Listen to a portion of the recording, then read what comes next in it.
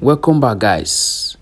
The political landscape of Nigeria is taking a new twist as the opposition leaders of various political parties have now come together to have a discussion, a summit, with which they are going to elect or choose a particular candidate that will fly the flag of all opposition parties. And in this case, the ADC is in front and they're trying to see how they can fine-tune everything, have a common understanding, and have a shared value, for which they will now bring a sole candidate to represent the whole opposition parties. This is a welcome development and they are discussing. Let's take a listen, guys. Democratic APC are given the need for urgent collective action to rescue our nation and the destiny of over 200 million compatriots, hereby resolved as follows. 1. That we shall resist all machinations by the APC to foist a one-party state on Nigeria and fight for the survival of multi-party democracy in Nigeria. 2. That despite the onslaughts and machinations of the ruling party, the APC, to ensure that President Bola Tinubu emerges as the sole presidential candidate in 2027, we shall field candidates and contest the 2027 presidential and other elections. 3. That we shall work towards fielding one presidential candidate for the 2027 election. We shall be agreed and supported by all participating opposition parties to rescue our nation and our long-suffering masses.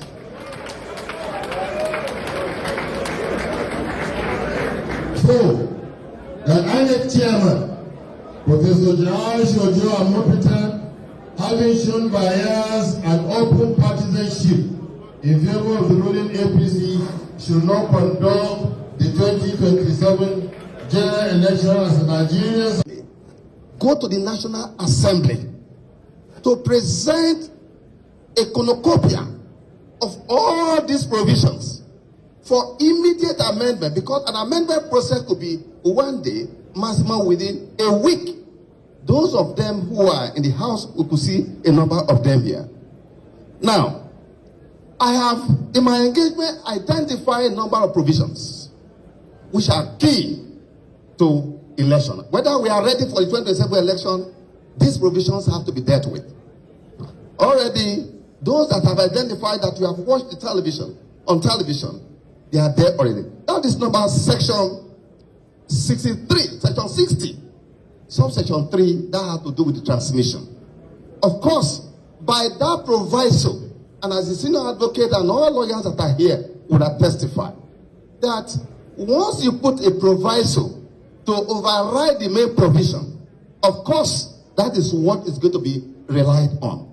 But what is more troubling is the fact that at the level of the balloting, where the will of the people should be expressed, that already been sabotaged by virtue of section 62, subsection 3, which says that a ballot paper that will be used for the election that does not bear the official, mark. By official mark, you mean the various security features that are contained. So what you need to do, as was done in Ghana, when we went on intervention in Ghana, was that the political parties, all of them, decided to ask the EMB, where are you producing the ballot paper and the result sheet? If it's outside the country, that has to be audited. That has to be known, where they are producing the ballot paper and the result sheet. That is very, very key for you to take home. Furthermore, if there was a projection, I would have showed something here. Unfortunately, we don't have that. I will just explain to you. As someone who spent 10 years, and I traversed almost the entire country in conducting election. Governor Leah Imoke's election, second term election. I presided over that election. That was the first time the Jega leadership piloted e-transmission we sat in my office, the 18 local government of Cross River State, all the results were transmitted live in 2012. At that time, some of these provisions you have seen that I've identified, you see have some of them, but because we came in with integrity, with the decision that we must make democracy work in Nigeria, we circumvented all the rigging provisions that we identified as at that time. And that was why we were able to achieve that. And so, if you look at what they have said in Section 137, this is important. Section 137 says that all the presiding officers, collation officers, returning officers that are going to conduct this election, that at the end of the election, if you are going to a tribunal, it shall not be necessary to invite them to the tribunal to explain how election was conducted. It is actually been my view that the burden of proof of how election is conducted should be on the EMB. That it is unfair to say that a man who will return as the winner of election and petitioner will not be the one at the tribunal to explain how election is conducted. Whereas, who recruits ad hoc staff is INEC. Who print ballot paper is INEC. Who conducts election is INEC. At the end of election, who is in custody of election material? INEC. Who is in a better position to explain how election was conducted? And that is why I've already argued for inquisitorial method as is done in other parts of the world. It is to be INEC that should come and explain. And that is why this is topic I'm going to take on to engage my constituency, the judges that look, Section 131 of the Evidence Act, Section 136 of the Evidence Act, Section 140 of the Evidence Act are very clear to the fact that if there is a dispute as to how a claim is made, the onus is on the person who is making the existence of a claim. For instance, if at point A, a party says the election was not conducted, that's a negative assertion. If at point B and the other person say election was conducted, it is the person who says that election was conducted, i.e., INEC, or the person who returned, should be the one to explain how that is done, and not the person who said it did not occur. Your Excellencies, distinguished ladies and gentlemen, this moment is special for me because it goes to the heart of what will give our children the future that they deserve. Let me say that I will bring my presentation, which will be as brief as possible. I have written a very significantly long paper, but I shall not read it at all. I will speak to it, and I will speak to it in three parts. And the first part, which I call a preamble, speaks to how I came here and the consequence for the Nigerian economy. The second part is a prologue, which speaks to Ibadan and the place that Ibadan and my growing up in Ibadan has for the economic challenges we face in Nigeria today. And the third part is the heart of the question of where do we go from here as an economy. Well, let me start by saying that yesterday I started out from Lagos and I went to fill my tank for the drive to Ibadan. And as I was doing that, I was actually reading a report just published by Piggy Vest, the savings report of Nigeria. And that report indicated that about 58% of us earn less than 100,000 naira a month. 58% of the people of this country. And I found that I had just spent nearly 250,000 naira to fill my tank. And as I was reflecting on that, a motorcade just streamed past, about like a 7-car motorcade. And my head just went, That is the monthly salary of 20 people that is going there just to go to Ibadan. Now, if that doesn't show you absurdity, nothing more will. But in looking at that, I began to also think about quality of life in our country, cost of living. We know that Nigerians spend a significant proportion of their resources on food just to keep body and soul together. We have heard from the security experts who came just before me that agriculture is troubled because of security. And so for many of these people, the cost of food is rising. And I look at this groaning, the pain in the land, which you can literally see as you walk on the streets of Nigeria. And I hear people say to me that we must hope that if we give a little more time, hope will return. And I say this is a lie from the very depths of hell. And I do not say that just to express an emotional outburst from the painful realities of now. I take example from Nigerian history. In 1956, there was hardly any industry in Nigeria. Colonial Nigeria did not industrialize Nigeria, understandably, because it was for the export of raw materials to Europe. But by 1956, 1957, self-government came. And young Nigerian men and women who take on the reins of government recognized that their country needed to be industrialized if they were going to provide jobs for people. Within 3 years at independence, and I'm not going to go into all that, you can read Pius Okibo and Nigerian Public Accounts and all of that, manufacturing had gone from next to zero to 20% of GDP. How did they do it? And 3 years after a government, they are telling us to be patient.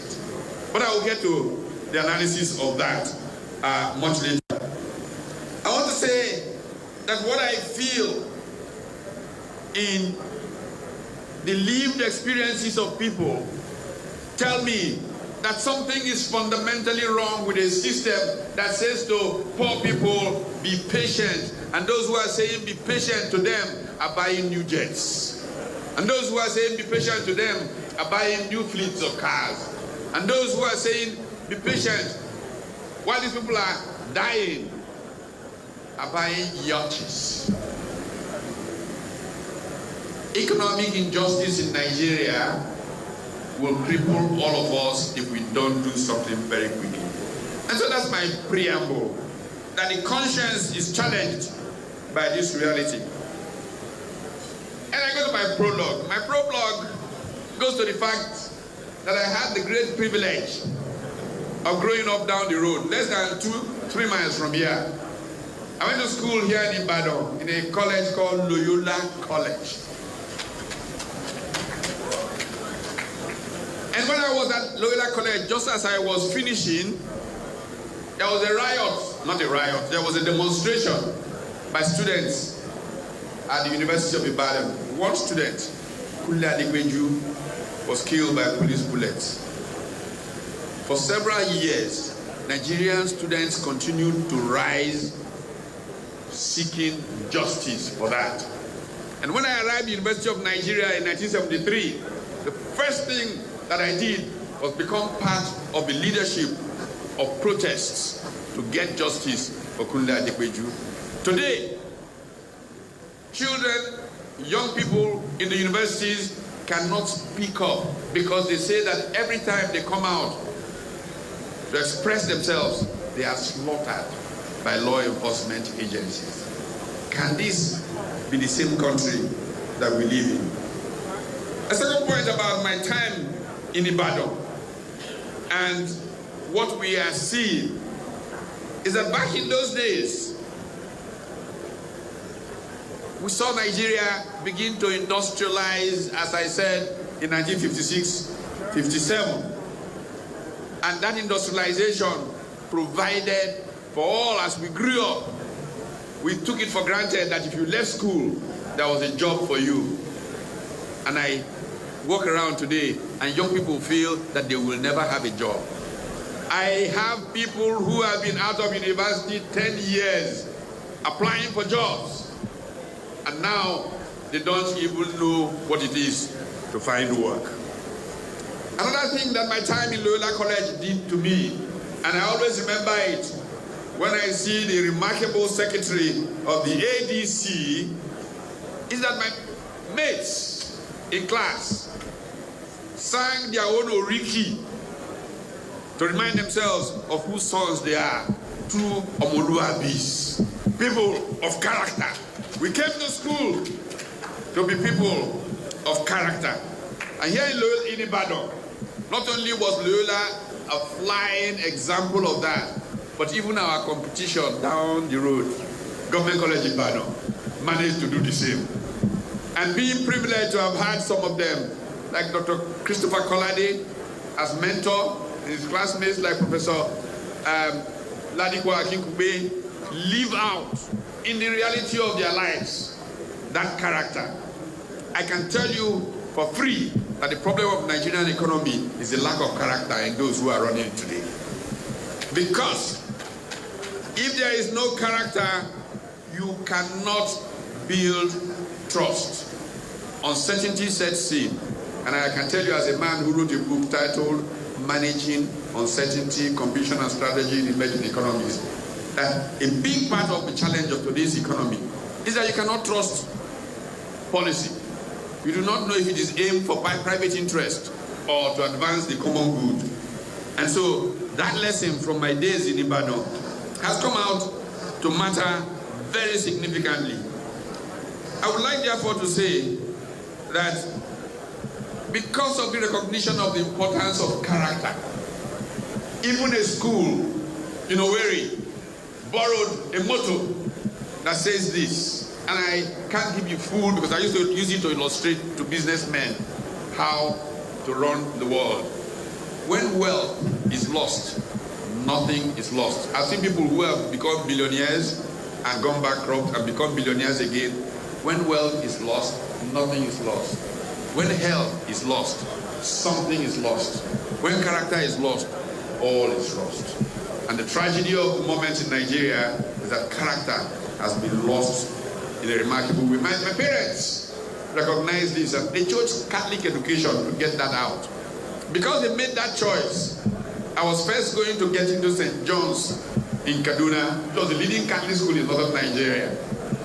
When the challenges of 1966 was College Onisha. And when the Civil War started, I moved west and came to the leading Catholic school in western Nigeria, Loyola College, Ibadan. And so I know a thing or two about character. And the character matters.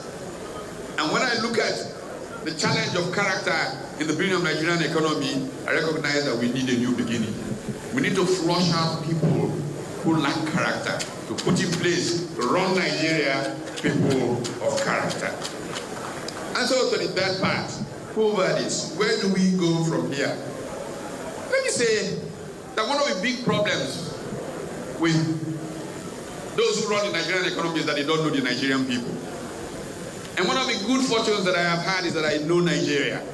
As I say often and with pride, I was born in Kaduna, baptized in Jos, spent part of my infancy in Maiduguri, started school in Kano, and finished primary education in Buzo before coming to Onisha. I know Nigeria, and I know that every part of Nigeria is endowed enough to be a wellspring of wealth for everybody. I keep saying that I can go to any state in Nigeria and have a personal friend in whose house I can sleep. Because many people have not done this to themselves.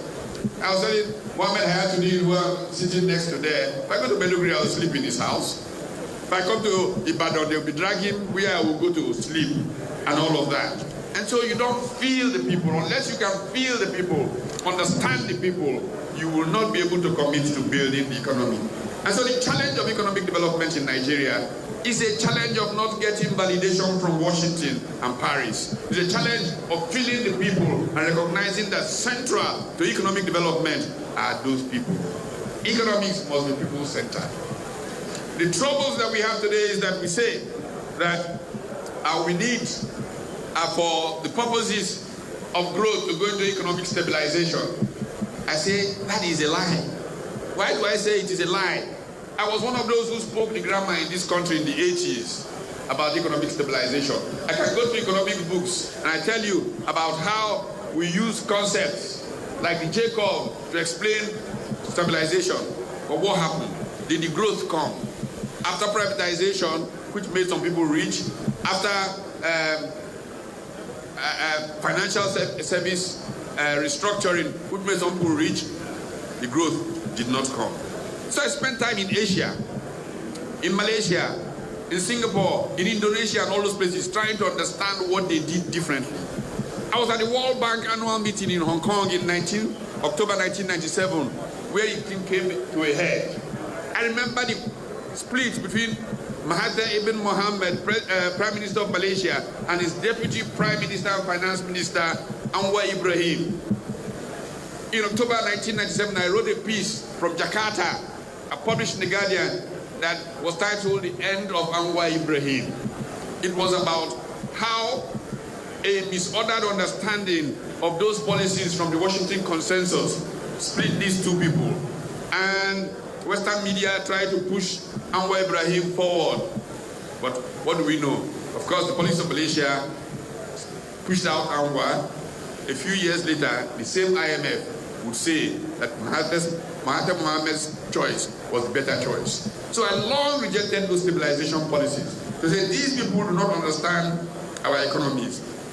What we have going for us is that Nigeria is a richly endowed country.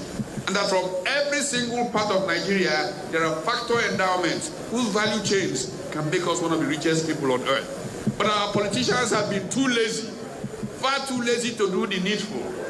If I go to Sokoto and take Gom Arabic and take any of those date palms and all of that and construct a chemical industry, Sokoto can be richer than Rivers State. If I go to Yola, Waziri's neighborhood, and take the endowments of that flora and fauna, we can create a corridor that is richer than any part of southern Nigeria. If I come to Rivers, I can take the hydrocarbons value chain and build a global enterprise. But our politicians have been too lazy. The weight of oil and the cost of oil inflicts on us a no-growth economy. And we impoverish our people and we get called the poverty capital of the world. We must turn this around. A few fundamental things we have to do. Let's ask ourselves, what did the Chinese do that changed the course in 1978 from being worse than us to much, much better than us today? What did Deng Xiaoping do? Go and read the speeches he gave in 1978, especially the speech he gave in December of 1978 at the Congress of the Chinese people. And you will see the importance of education, and people of knowledge. Here we have a political class that says na grammar will go chop, and we are dying of hunger. Yes, grammar is the basis for our getting ahead and moving forward. If our people are properly enlightened and given the way forward. Suharto in Indonesia, he had a group of economists that were basically trained at University of California, Berkeley, and so they were called the Berkeley Mafia. In the early 1960s, they were saying to in Indonesia, why did this reversal of fortunes come to us? I believe the time is now to get rid of those who want Washington to validate them and get people who want their people to start starving. And this challenge is the challenge I bring to you. The voice of the people is the voice of God. And the people are saying to us, go forward, take this country and renew it. And God will help us renew the face of the earth. Thank you. God bless you all. Thank you, Paul. Thank you very much. Thank you.